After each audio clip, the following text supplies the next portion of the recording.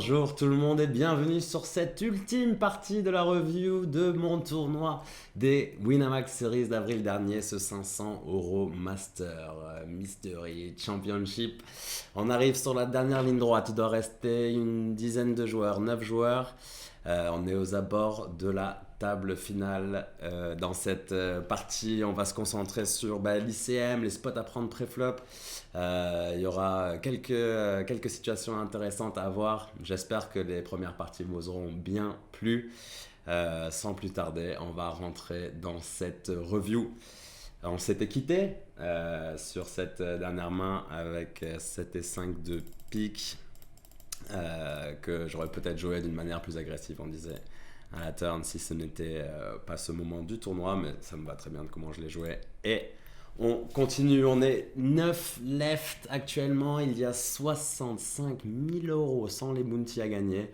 Pour l'instant, j'ai pris 3 000 € en bounty, donc c'est pas mal. Il y a environ 6 000 € d'assurés, donc c'est vraiment maintenant où l'argent se fait. Donc la question primordiale est dans quel pot rentrer. Chaque pot, on décide de rentrer maintenant, a une réelle influence sur notre tournoi. On doit choisir nos décisions pré-flop avec une grande précarité. C'est très important de bien choisir ses spots et je vais essayer de voir si j'ai fait des erreurs, pourquoi. C'est bien de review ce tournoi pour ces manières-là. Aussi, j'ai fait des bons choix. On va voir tout ça ensemble et ça commence juste maintenant avec ce Dame 10 off.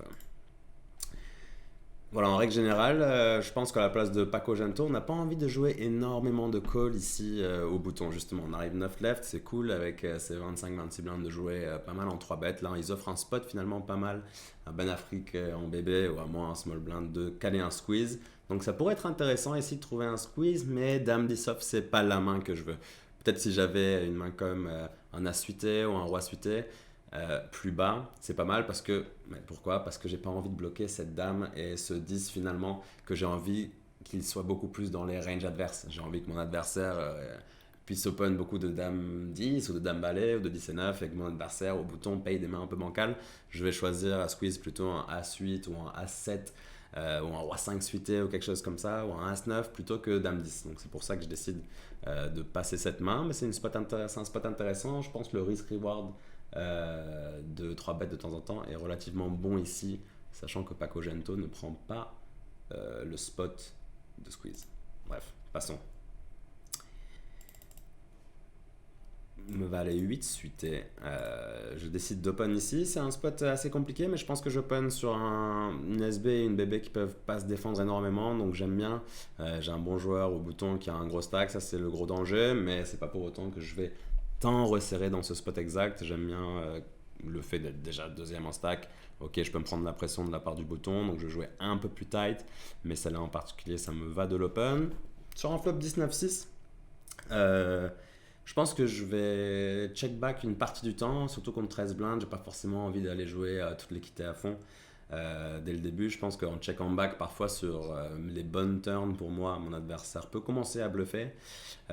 Typiquement sur un set, il va s'imaginer beaucoup plus de 8 dans sa range que dans ma range, ce qui est la réalité.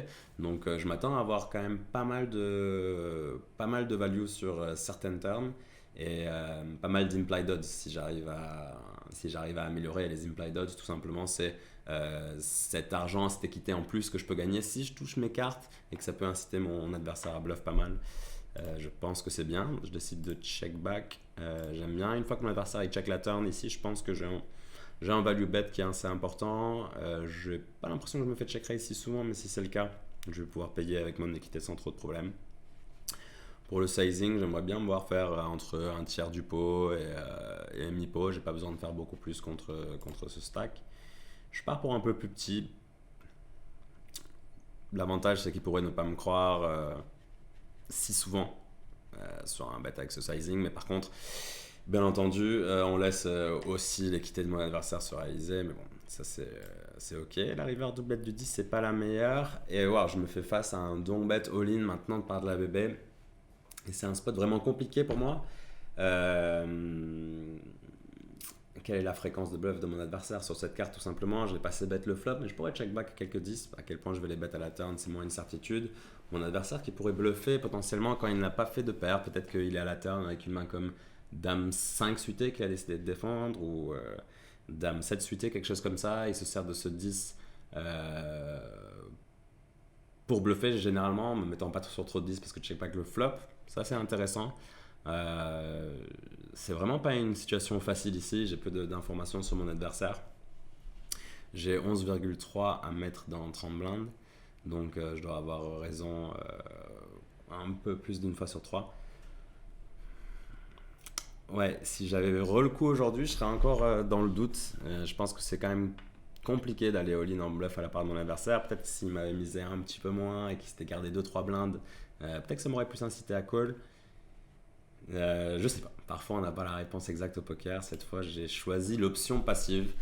J'ai décidé de croire mon adversaire. C'est ok, je pense. Il pourrait bluffer de lui-même avec ses combos de dames XUT, mais c'est aussi des combos, lui, qui pourrait bet à la turn. Imaginons maintenant aussi, il a une main comme 8 et 5 suité ou dame 5 suité. J'imagine qu'il peut bluff lui-même la turn. Donc, dans cette line de check call et donc call in river, je suis assez à l'aise avec mon fold finalement. À 6 off. J'ai pas envie d'open. J'ai pas envie d'open ce spot, même si bon, 9 blindes au bouton peuvent pas se défendre énormément, 19 blindes peut pas faire grand chose, on a quand même 28 blindes en bébé. Imaginons peut-être une dizaine de blindes en bébé, ça pourrait être intéressant de commencer à open peut-être à 7, à 8, mais à 6 ça va être trop faible en général. Dame 10 par contre j'ai une défense évidente, un carpo, toute la range en face c'est ok, et la vraie décision elle va arriver maintenant sur cette turn. J'attends à ce que mon adversaire il la mise très très souvent. Et là, la grande difficulté que je fais face, c'est que mon adversaire, non seulement il mise, mais il mise un assez gros overbet. Je pense que c'est déjà très bien joué de sa part. Il me met dans un spot ICM très compliqué. C'est-à-dire que ici, il me demande un quart de mon stack, mais c'est pas fini. Je sais qu'il y a une river à venir. Lui, il a énormément plus de rois que moi dans sa range. Donc, il se sert de cette carte pour mettre beaucoup de pression.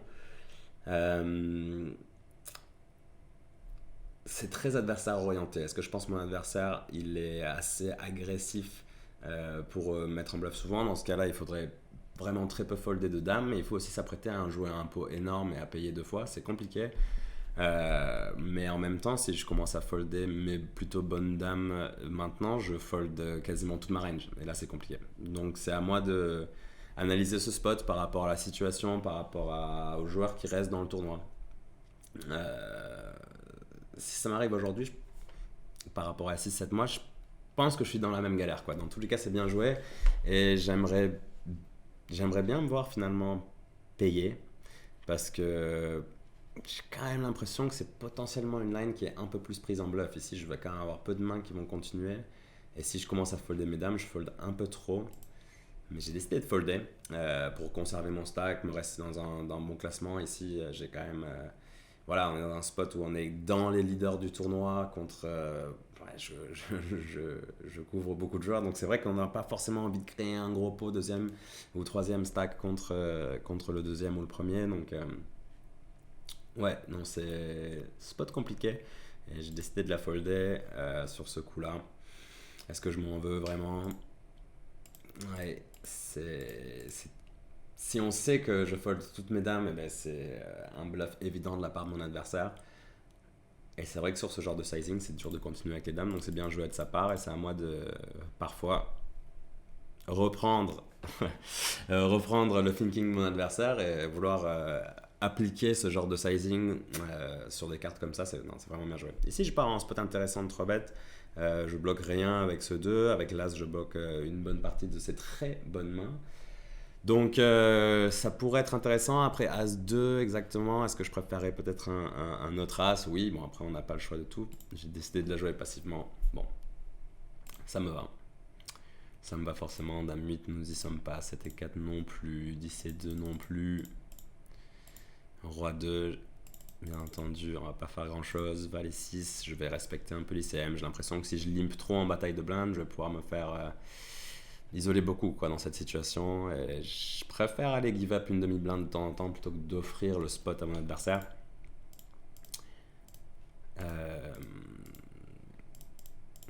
bien, maintenant Dame Valet par exemple, ça c'est une situation où tôt dans le tournoi ou juste ITM par exemple, c'est un snap call, on joue pour les Mystery Bounty, on y va Dame Valet. Là tout à coup on est aux abords, de la table finale. Donc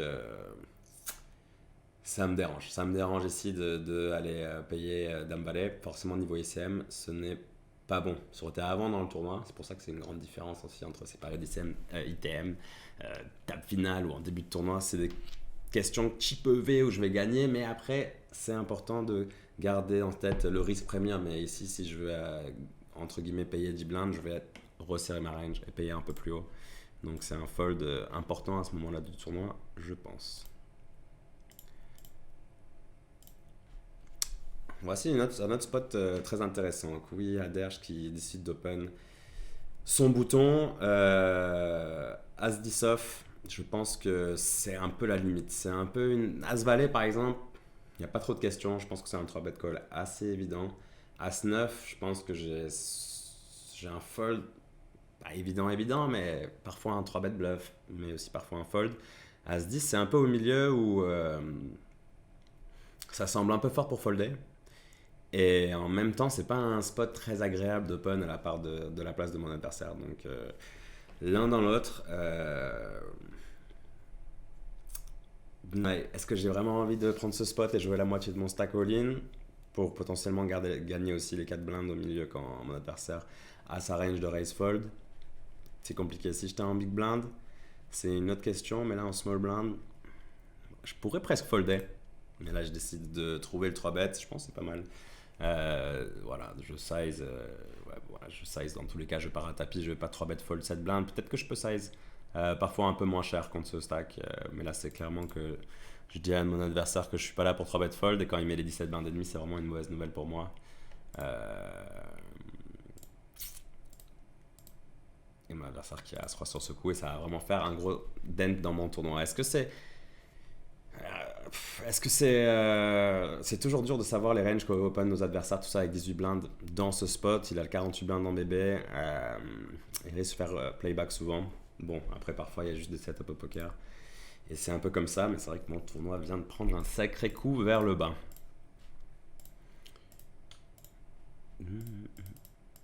10 et 6 suités. Je pense que c'est une main que je peux défendre, mais en même temps, niveau ICM, j'ai pas envie de me mettre non plus dans trop de spots où je vais être là avec seconde paire, avec des tirages où je peux pas vraiment me défendre énormément post-flop. J'ai peut-être envie de choisir des meilleures mains, donc ça c'est un fold bien entendu que je n'aurais pas fait un peu plus loin dans le tournoi, mais aux abords de la table finale, c'est tight, mais ça me va. Ok, ici il n'y a pas trop de questions pour le coup. Roi dame suité contre un open du bouton dans cette situation. On est tous d'accord, on met tout. 8 et 4 suité, c'est un peu la même question qu'à 10 et 6 suité tout à l'heure. C'est bas quoi. Je vais souvent me retrouver avec seconde paire, troisième paire. J'ai pas envie de me mettre dans ce genre de situation. Donc on va rester dans la logique. 5 et 7 off, on va folder tranquillement. Roi valet off, je vais pas prendre le spot contre le petit stack. Les gros bounties sont tombés hein, à ce moment-là. Bien entendu. Les bounties sont tombés. Là, je pense que ça y est, on est en table finale. Il me semble qu'on y est. Dans le replayer, on n'est jamais 100% sûr. Mais là, c'est bon, on arrive à 7. Donc, c'est table finale à 7. Et je suis, du coup, comme on peut voir, le bon dernier. Allons-y. Dame 2. Ouais, c'est foldé jusqu'à moi ici en big blind, en small blind. Dame de suité. J'avais l'autre short stack du coup qui a du bust et maintenant je me retrouve loin dernier. Je pense que c'est un shove assez évident dans cette situation ICM. Et je ne suis pas bien parti. Peut-être que c'est la fin instantanément. Oh! Sauf qu'on trouve un petit 2 au flop qui nous donne espoir. Les cœurs qui ne sont pas bons. Mais la dame qui est très très bonne. Ok, on a un peu d'espoir. On peut continuer à rêver des 65 000 € à gagner sans les bounties. C'est vraiment un tournoi gigantesque. Et on a eu du coup un busto sur cette main. Tout simplement, ça part à tapis pré-flop. Et Starboy qui a décidé que son roi dame suité avec ses bloqueurs était assez bon. Ben Afrique qui trouve perdas dans cette situation. On pourrait croire à un spew de temps en temps avec roi dame suité, mais en même temps, est-ce qu'on a vraiment envie de payer les 7 blindes et d'aller voir un flop avec peu de stack to pot ratio? Lui, il a juste dit j'ai l'impression que ce spot il est trop 3 bêtes et je prends mon roi dame suité, j'y vais jusqu'au bout. Ben Afrique, merci beaucoup. I got the pocket rockets. Et moi, je prends un petit palier. Ça me va à merveille. Paire de 6, c'est un fold tight, mais en même temps, un peu tight quand même. Mais en même temps, je comprends, j'ai l'impression que les joueurs sont chauds. Je suis pas content de partir à tapis contre n'importe qui ici avec paire de 6 du low jack. Mais en même temps, je pense que paire de 7, je l'aurais open. Donc on est vraiment encore une fois dans cette range proche, quoi. On n'est pas complètement sûr. Mais je décide de folder la main. Why not? Ok, on a Vic 36 qui paye aussi la relance d'un joueur assez agressif. Je me retrouve dans ce spot avec Roi Dame up, 19 blindes. On a deux choix, c'est d'aller payer voir un flop ou d'utiliser ma fold equity de partir all-in. Je pense que c'est important de partir all-in aussi. Ouais, je pense que vous devinez pourquoi, mais il y a 7,2 blindes au milieu. Donc ça fait 30% de mon stack, même plus. 35% de mon stack si ça fold. Et voilà, je suis encore loin dernier, donc je pense que le all-in est assez classique. Et là, le Vic 36 qui vient me payer avec Dame 9 suité. Avec les gros bounty de prix, c'est très étonnant comme call. C'est un call qu'il ne faut pas répéter à la maison. Hein. C'est un call qui doit perdre pas mal d'argent. Et il faut juste éviter un 9. Et c'est chose faite, éviter un 9. Et on repasse à 42 blindes sur cette table finale. Et tous les espoirs sont retenus. Ça y est, maintenant je suis à égalité. Égalité dernier, mais surtout un vrai stack. Un stack confortable pour jouer au poker. C'est pas pour autant que je vais être agressif avec mon 4 et du suité, bien entendu. Valet 8 off, on fold. 9 et 7 suité. Au ballot. Pour le coup, je vais jouer ce roi valet, ça c'est une certitude. Et mon joueur plutôt agressif, qui n'a pas peur en big blind, qui squeeze, pas grand chose à faire. Ici avec roi valet, je passe, no problem whatsoever. 10 et 5, passons, dame 9. Walk, on prend. Ça fait toujours plaisir, un petit walk en table finale, on va pas se mentir. Paire de 4, bon, je respecte. Bon, la dernière fois, j'avais pas le même nombre de blindes avec paire de 6, mais paire de 4 pour le coup, je pense que c'est un fold largement ok. Je passe vite sur le 7 et 3 parce qu'à mon avis, je ne l'ai pas joué. Peut-être que je vais trouver un limp quand même ici avec 6 et 8 off, mais comme on l'a dit tout à l'heure, on va vraiment se faire isoler beaucoup dans ce genre de position. On connaît les stratégies ICM, on sait que ça va être compliqué. Donc là, c'est une demi-blinde donnée à mon adversaire Ben Afrique. Pocket Jacks. Pocket Jacks, situation intéressante ici. Est-ce que j'ai envie de 3 bêtes pour un juice? Est-ce que j'ai envie de jam directement mes 30 blindes? Je peux peut-être me faire payer par de 10, de 9, de 8. Ou est-ce que j'ai envie de l'amener post-flop? Je pense pas qu'on a envie de l'amener post-flop. Il y a quand même 15% de son stack à prendre. Hein. C'est important. J'ai top 10 SN maintenant qui est descendu à 16 blindes. J'ai pas du tout envie de bust avant lui. Mais bon, ça peut être intéressant de 3 bêtes si les adversaires pensent que je suis un poil trop agressif et je vais trouver beaucoup de combos offsuit. Ben, 2 valets, ça va être peut-être le bas de la range d'un juice. Mais là, j'ai décidé de jam directement mes 30 blindes. Je pense que ça va. Je pense que ça va. On est dans la même situation ici, mais cette fois, on me laisse voir un flop et waouh, c'est sympa. Je prends 2 paires et je décide de la miser. C'est intéressant. Je pense que mon adversaire il va devoir continuer avec beaucoup de mains. Donc j'aime bien faire gonfler le pot. Je peux décider parfois de check raise aussi, ce genre de combinaison. Check call et laisser mon adversaire bluffer. C'est un peu risqué. Peut-être avec une main comme top 2 au lieu de bottom 2. Je préférerais. Maintenant avec cette dame de cœur qui rentre, forcément.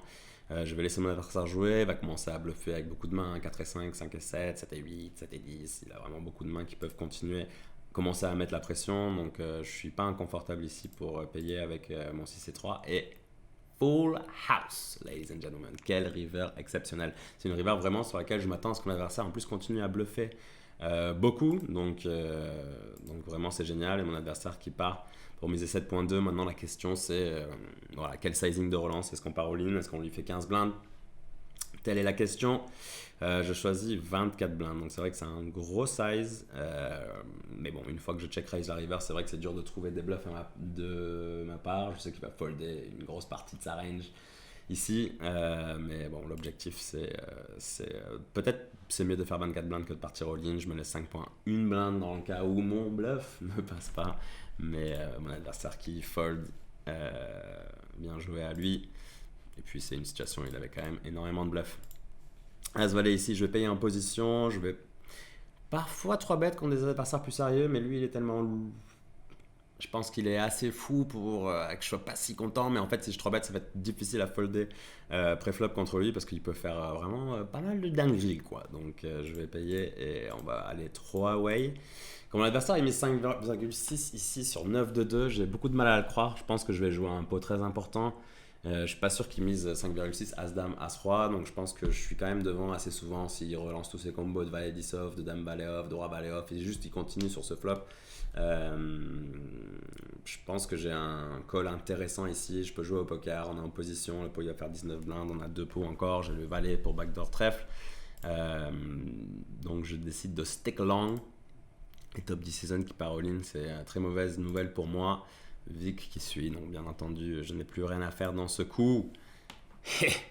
Et là, on est quand même surpris de voir ce Valet 10 off qui a décidé de tout mettre, quoi. Ok, pas de problème, je mets les 20 blindes de top 10 season. Ça me semble être un spiel monumental. Qu'on était vraiment pas mal avec notre As Valet contre ça. Mais bon, qu'est-ce qu'on veut faire? Là, ça la turn m'aurait peut-être arrangé à moi, mais je ne suis pas là pour ça. Et top 10 season, du coup, qui va doubler contre ce joueur. Fold assez tight ici avec As-7 off. J'aimerais bien me voir relancer, mais c'est vrai que quand je relance cette pause, maintenant, je suis pas si à l'aise. Je préfère que les joueurs se jouent entre eux. Je pense que As-8, du coup, As-9, c'est des relances évidentes. As-6, As-5, As-4, c'est souvent des folds évidents. Donc, je suis peut-être au milieu avec As-7, mais ça me va de la folder. Pour le coup, As-10, relance évidente. On va jouer en HU contre Ben Afrique. Pas grand-chose à faire sur ce flop et pas trop de moyens de me défendre. Je pense... Allez, main suivante. As-7, on continue dans la même dynamique. Si je fold As-7 au cutoff ou au hijack, je vais la folder UTG. 9 et 2, je vais pas jouer, j'ai joué. Ok, j'ai pas joué.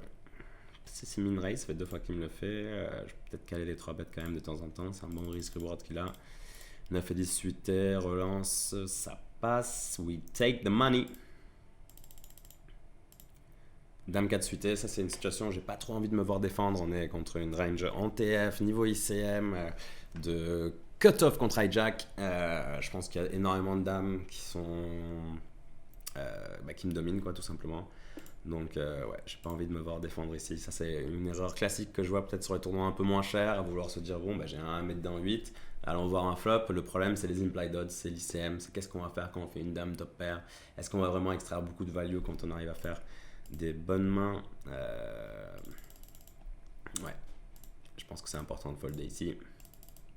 Roi 3 suité au ballot. Dame 8 off au ballot. Je pense que c'est un fold important aussi. Dame 8 off là en table finale. C'est un fold très important. Valet 8 off en passe, paire de 9 pour le coup. Celle-là, je vais la jouer. J'aurais peut-être pu 3 bêtes contre mon ami ici qui peut être un peu fou. Peut-être que paire de 5, paire de 4, paire de 3, il m'aurait tout mis tout le temps. Même peut-être qu'il spew des As-X ou des Roi X. Donc j'aimerais peut-être me voir plus 3 bêtes que call ici, cette paire de 9.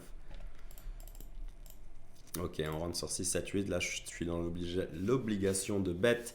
Mon adversaire, en plus, qui lui, on peut s'imaginer avec beaucoup de 6, de 8 et de 7, avec des mains qui relanceraient plus que la moyenne. J'aimerais bien me voir faire un peu plus cher ici, 2.5. Bon, quand je dis un peu plus cher, c'est 3 à 3.5, c'est pas beaucoup plus. Et quinte à la turn. Quinte à la turn, c'est très intéressant. J'ai pas beaucoup de 9 dans ma range, hein, donc lui, il aura peut-être plus peur des flushs que des 9. J'ai l'impression que lui, flush draw, à sa place, il aurait sûrement fast play au flop, donc j'ai pas trop peur de flush chez lui non plus. Donc voilà, je suis obligé de miser cette turn. Pour le sizing, j'irai pas plus que mi-pot, ça c'est sûr. Je voudrais pas me voir faire moins qu'un tiers pot, ça c'est sûr. Peut-être qu'il peut encore être là avec ses combos de juste roi dame off, lui qu'il a pas envie de folder au flop, c'est possible. S'il a un trèfle, il va jamais folder la turn, c'est dur à imaginer. Qu'il ait check call roi dame off, mais une main peut-être plus comme 10, dame 10 ou dame valet. J'ai quand même pas mal de protection à avoir. Et ouais, je fais peut-être pas assez cher encore une fois à mes yeux. J'aimerais bien me voir faire au moins 5.56. Mon adversaire du coup qui décide de payer et c'est pas la river que je voulais voir. Je voulais absolument vouloir showdown. Dame valet off, mon adversaire il m'a check call sur 6, 7, 8. C'est compliqué de perdre ce coup avec paire de 9. Peut-être que c'est une erreur de sizing de ma part, mais en même temps je suis content d'extraire de la value contre cette main qui ressemblait quand même à une main très faible. C'est la vie, il faut accepter de perdre des coups de temps en temps. As 9 off, j'aurais été prêt à partir à tapis contre le bouton, contre la small blind. Bah les 3 suités, je peux me voir limper aussi, j'avais peur qu'il m'isole trop, mais quand même je pense que je dois mettre une demi-blinde dans ce genre de situation. Mais c'est un fold tight qui me va. Ouais, ça me va. À suite off ça. Ok, j'ai pas le spot, je l'aurai sûrement open. Ok, dame 7 off au ballot. Voilà, les blindes qui ont augmenté. Peut-être une main avec 3 et 8 off. Un walk. On prend le walk. On accepte. Tout va bien sur celle-là. Magnifique. Roi de off. Pas grand-chose à faire. Et d'ailleurs, il y a eu un bust. Attends, est-ce qu'on peut peut-être voir le bust? Quelle est la main qui a fait sauter top 10 et son? Ouh là là, il devait avoir une très bonne main ici. Ouais, paire de dames contre as-roi, un flip classique. Un flip classique qui fait que pour l'instant, on assure la 5e place de ce tournoi. En bon dernier maintenant. Pas bon dernier, on est quand même deux quoi, à se battre. On est deux. Et c'est vraiment important maintenant parce qu'on est assez loin des autres. Donc il y a quand même un écart considérable entre la 5e et la 4e sur ces gros tournois. Donc ouais, ça c'est une situation intéressante parce qu'on joue vraiment avant-dernier contre dernier. Bon là en chip EV c'est un call, hein. Si on connaît nos tableaux, on connaît les ranges, on sait que c'est un call. Par contre, niveau ICM, je pense que c'est compliqué. Je vais lui laisser ce coup et peut-être payer une main comme Roi 9 suité, Roi 10 suité, parce que vraiment en avant-dernier contre dernier, c'est important de gagner contre lui, mais là ça me paraît quand même un peu trop faible. Donc je lui laisse As de off, je suis pas content, mais bien sûr je dois mettre l'argent, ça passe. Dame 10 off, j'ai pas eu le spot, si ça avait foldé jusqu'à moi, j'avais sûrement all-in. Dame 10 suité, je prends le spot. C'est pas mal de faire cette blinde au lieu de faire tapis. Dans le cas où ça fait all-in, all-in, all-in, on peut folder et peut-être gratter un palier. Mais dans ce cas-là, they all fold. 5-7 suited. 3 blindes. Ça va être compliqué à défendre contre un sizing aussi cher. Mais après, maintenant que je suis bon dernier, c'est un argument pour plus défendre. Peut-être que mon adversaire, il avait re 14 blindes, c'est un fold plus facile. Maintenant que je suis un peu loin, je pourrais défendre, mais... encore une fois, je pense que le fold est quand même mieux. Pocket jacks, c'est bien plus beau cette paire de valets. Bon, ben, même dans cette situation, c'est pas agréable. Je pense qu'il y a des 3 bêtes en bluff un peu au bouton. Il sera commit contre moi. Cette paire de valets, je pense qu'elle est trop strong pour folder à ce moment-là. C'est all-in. Et paire de 8 qu'il avait décidé de 3 bêtes. Notre ami Node, on a 81% de chance. Le 8 off flop. Le 8 off flop, messieurs, dames, il est dévastateur à ce moment-là du tournoi. Un 9 peut-être, mais plus les piques. Aïe aïe aïe. Aïe aïe aïe, c'est la fin. C'est la fin du tournoi pour moi avec cette paire de valets contre cette paire de 8. On pourrait crier au bad beat, mais à la fin ça reste une perf. Ok, c'est 21 000 € remportés pour cette 5e place de ce tournoi. Voilà. On l'a review à peu près du début jusqu'à la fin, jusqu'à cette belle 5e place d'un des plus gros tournois des Winamax Series. J'espère que la review vous aura plu. On aura passé par pas mal de détails. Au début, on a un poker très loin des ICM, de l'ICM où franchement on a beaucoup de spots intéressants. On s'approche de l'argent. Après, derrière, on a les spots de Mystery Bounty. Donc, du coup, il faut un peu plus gamble. Ça s'est plutôt bien placé pour moi dans cette période-là. Malheureusement, j'avais pas pris les gros bounty, mais ça, c'est souvent le cas sur des tournois bounty. Après, on s'approchait de la table finale. On voyait faire des folds un peu plus tight pré-flop. C'est bien de revoir ces tournois parce qu'aussi je vois qu'il y a certains moments où peut-être je dévie un peu, j'aurais bien aimé me voir jouer autrement sur certains coups, mais c'est important pour moi d'être honnête avec vous et de, voilà, genre, ça n'existe pas une session où je ne fais pas d'erreur, ça n'existe pas. Le poker, on fait toujours des erreurs à longueur de tournoi et le but c'est juste d'en faire le moins possible ou de ne pas répéter les mêmes erreurs, donc c'est vraiment important de review. Moi j'ai pris énormément de plaisir à vous review ce tournoi, j'espère que ça a été du même pour vous. Dans votre canapé, c'est peut-être 2h30 ou presque 3 heures de review, donc je comprends que ça peut être long, mais j'espère que vous avez appris des choses. En tout cas, moi, c'était mon objectif. Et voilà, passez une bonne journée, passez un bon moment, régalez-vous aux tables, prenez plaisir. Et moi, je vous dis à très bientôt sur peut-être des étapes live au WIPT ou via les réseaux sociaux. On se tient au jus. Merci de m'avoir suivi à tout le monde et ciao.